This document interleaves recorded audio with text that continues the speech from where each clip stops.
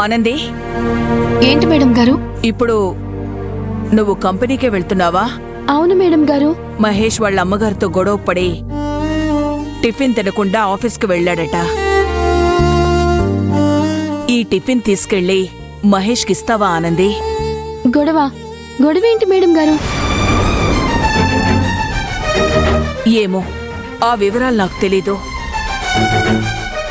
Mahesh tiffin తినగానే నువ్వు నాకొక కాల్ చేసి చెప్పు, తీసుకో.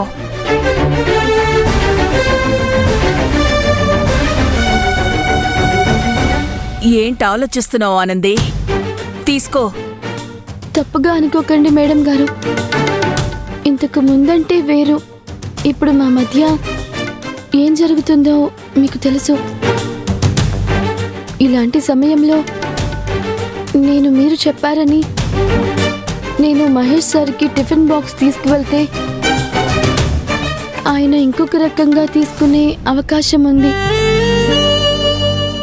అలాగే నేను మనసు మార్చుకున్నాను అనే ఆలోచన కూడా ఆయనలో పుట్టొచ్చు. కాబట్టి ఇది ఇంకెవరి చేత్తోనైనా పంపించండి మేడం గారు. మహేష్ గురించి ఎందుకు అంతలా భయపడుతున్నావు? అన్నీ తెలిసిన మీరే ఇలా అడిగితే ఇంక నేనేం చెప్పగలను మేడం గారు?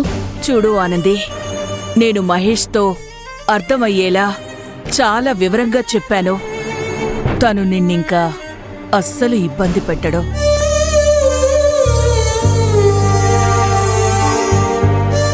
ఇంకా ఏంటి ఆలోచిస్తున్నావు?